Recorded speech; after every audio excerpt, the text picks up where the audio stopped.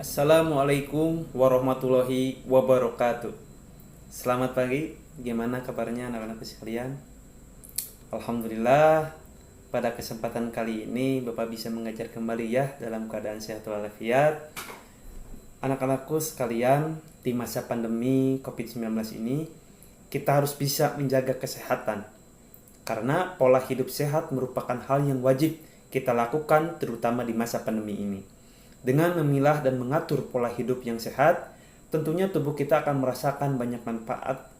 Kita hanya perlu ya anak-anak sekalian memperhatikan kebiasaan kecil sehari-hari dan mengubahnya supaya lebih baik dan bermanfaat untuk kesehatan tubuh kita. Anak-anakku, di sini di kelas ini ada berapa siswa? Berapa orang? Oh, 36 siswa. Baik.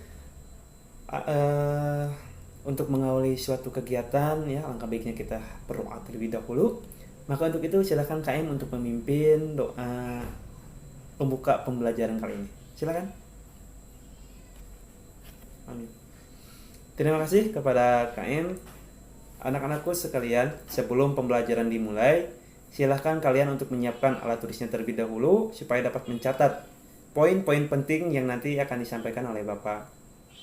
Karena orang bodoh gitu ya, orang boleh pandai setinggi langit, tapi selama ia tidak menulis, ia akan hilang di dalam masyarakat, di dalam sejarah. Nah, jadi menulis adalah bekerja untuk keabadian. Maka dari itu silakan anak-anakku untuk mencatat ya materi-materi atau poin-poin penting yang nanti akan disampaikan oleh Bapak. Karena ini baru perdana gitu ya masuk ke kelas kalian, maka izinkan Bapak untuk memperkenalkan diri terlebih dahulu. Nama Bapak Reka Suparman, tentunya guru PPKN kelas 11 ya, yang dimana Bapak akan menjelaskan mengenai tata hukum Republik Indonesia. Ada yang tahu apa itu tata hukum Republik Indonesia? Ya, betul. Nah, kita harus mempelajari materi ini. Ya, betul. Karena kita harus mengetahui dan memahami tata hukum negara kita, tentunya.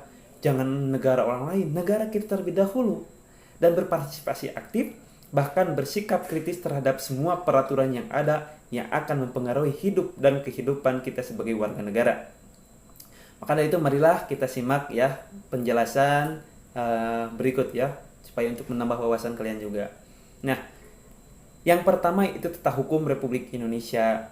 Tata hukum ialah semua peraturan-peraturan hukum yang diadakan atau diatur oleh negara atau bagiannya yang dan berlaku pada waktu itu seluruh masyarakat dalam negara itu. Jelasnya, semua hukum yang berlaku di suatu negara masyarakat pada suatu waktu dan suatu tempat tertentu. Oleh karena itu ada sarjana gitu ya, sarjana hukum yang mempersamakan tata hukum dengan hukum positif atau ius constitutum. Tujuannya, nah, bisa dibaca tujuan tata hukum ialah untuk mempertahankan, memelihara dan melaksanakan tata tertib di kalangan anggota masyarakat dalam negara. Itu peraturan-peraturan yang diadakan oleh negara atau bagiannya gitu ya. Nah, demikian tata hukumnya gitu ya. Sehingga struktur dapat berubah. Oleh sebab itu dikatakan bahwa tata hukum mempunyai struktur terbuka. Adanya tata hukum Indonesia ini baru muncul sejak lahirnya Negara Kesatuan Republik Indonesia. Ada yang tahu tanggal berapa? Ya, 17 Agustus 1945 pada saat berdirinya negara Indonesia. Nah, hal ini ya, dapat kita lihat berdasarkan perjalanan sejarah ketatanegaraan yang terdapat dalam Proklamasi Kemerdekaan dan Pembukaan Undang-Undang. Pada itu tata hukum Indonesia semenjak 17 Agustus 1945 di tengah-tengah dunia modern, tata hukum Indonesia pada waktu dahulu dikatakan tidak berbentuk tertentu, kini menemukan jati dirinya gitu ya. Dengan demikian, tata hukum Indonesia diciptakan oleh negara dan berlaku bagi seluruh masyarakat Indonesia gitu. Nah, yang selanjutnya yaitu ada jenis-jenis hukum Indonesia. Nah, ada 7 ya. Kita bahas yang pertama, hukum perdata. Hukum perdata adalah ketentuan-ketentuan yang mengatur dan membatasi setiap tingkah laku manusia untuk memahami kepentingan kebutuhan atau mengatur kepentingan-kepentingan seorang tersebut. Nah, yang dimana hukum perdata di Indonesia sendiri bersumber pada hukum perdata yang berlaku di Belanda, khususnya hukum perdata Belanda pada masa penjajahan. Bahkan kitab KUHP yang berlaku di Indonesia merupakan terjemahan dari hukum yang berlaku di kerajaan Belanda.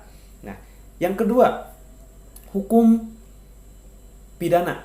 Nah, adalah ketentuan yang mengatur dan membatasi tingkah laku setiap manusia dalam meniadakan pelanggaran kepentingan umum. Nah, Dr. Muljatno menguraikan istilah hukum pidana bahwa hukum pidana adalah bagian dari keseluruhan hukum yang berlaku di sebuah negara yang mengadakan dasar-dasar aturan-aturan tertentu. Nah, selanjutnya yaitu hukum. Nah, bentar dulu. Nah, ini ada hukum pidana, ini ada contoh-contoh ya. Yang pertama ada korupsi, penganiayaan dan penggelapan pajak. Itu. Nah, yang selanjutnya yaitu hukum tata negara atau disingkat HTN gitu ya, karena mudah anak-anak sekalian. HTN adalah hukum yang mengatur tentang negara, yaitu antara lain dasar pendirian pembentukan lembaga negara, struktur kelembagaan, hubungan hukum atau hak dan kewajiban. Nah, hak kewajiban ini ada di HTN ya, antara lembaga negara, wilayah dan warga negara. HTN juga merupakan hukum yang mengatur mengenai negara dalam keadaan diam. Artinya bukan itu. Jadi hukum yang mengatur mengenai negara dalam keadaan diam ini artinya bukan mengenai suatu keadaan nyata dari suatu negara tertentu. Jadi tetapi lebih dari negara, dari arti luas. Dengan kata lain, hukum ini membicarakan tentang negara dalam arti abstrak. Tuh. Nah, selanjutnya yaitu hukum administrasi negara. Nah, dikatakan juga ini hukum tata usaha. Gitu ya. Yang dimana HAN ini ya, HAN itu disingkatnya, ketentuan-ketentuan yang mengatur mengenai pengelolaan administrasi pemerintah. Nah, jika dalam arti luas bertujuan dalam mengetahui cara tingkah laku negara dan alat-alat perlengkapan negara.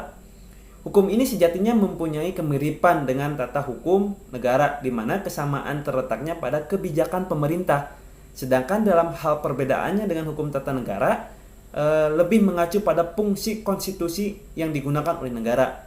Contoh nih, hukum tata usaha negara yang berlaku di Indonesia adalah dengan adanya peradilan tata usaha. Nah, seperti contoh di sini ya, ini ada PT UN Bandung. Nah, fungsinya apa? Fungsi peradilan tata usaha negara sendiri memiliki beberapa tujuan dan juga fungsi yang penting dalam hukum di Indonesia. Setelah diundang-undangkannya, Undang-Undang Nomor 9 Tahun 2004 tersebut diharapkan dapat memperkuat eksistensi PT UN. Nah, yang selanjutnya ada hukum acara atau hukum formal. Adalah ketentuan hukum yang mengatur bagaimana cara menjalani taatinya dan menjelaskannya hukum material. Dapat dikatakan juga acara meliputi ketentuan-ketentuan dengan cara bagaimana orang harus menyelesaikan masalah yang dapat dikatakan yang mendapatkan keadilan dari hakim apabila kepentingannya atau haknya dilanggar oleh orang lain. Itu. Nah, di sini ada hukum acara di Indonesia. Nah, bisa dilihat ya, ada hukum acara pidana, hukum acara peradilan agama dan lain-lainnya, bisa dibaca ya untuk itu. Nah, yang keenam itu adalah hukum acara perdata. Beda antara tadi cuma hukum acara saja, sekarang ini ada kata perdata. Adalah ketentuan yang mengatur mengenai cara bagaimana mempertahankan dan menjalankan mengenai peraturan hukum perdata material. Sejak awal kemerdekaan gitu ya. Pada awalnya KUH Perdata hanya berlaku bagi orang-orang Belanda. Nah, kenyataannya hukum ini sampai sekarang masih digunakan sebagai salah satu hukum yang berlaku di masyarakat Indonesia tentunya ya. Nah, yang terakhir ini ada hukum acara pidana. Adalah ketentuan yang berlaku atau yang mengatur bagaimana cara pemerintah menjaga kelangsungan pelaksanaan hukum pidana atau material. Nah, jadi ada 3 fungsi ya dari hukum pidana ini, yaitu mencari dan menentukan kebenaran, pemberian keputusan oleh hakim, dan pelaksanaan keputusan. Nah, Itulah penjelasan dari Bapak ya mengenai materi beberapa materi ya tentunya. Nah, sebelum ada yang mau ditanyakan, oke.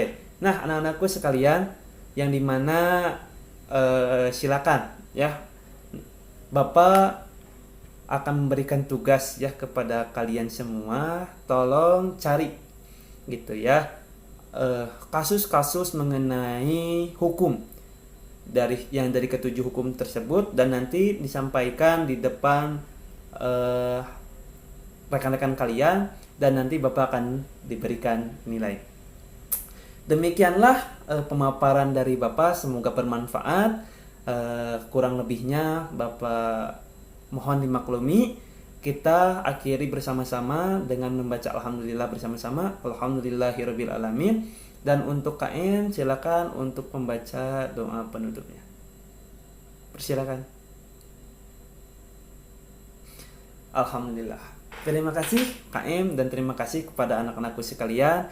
Mohon maaf apabila dalam penyampaian tadi Bapak ada keliru gitu ya, ada yang salah-salah kata. Akhir kata, wabillahi taufiq wal hidayah. Wassalamualaikum warahmatullahi wabarakatuh.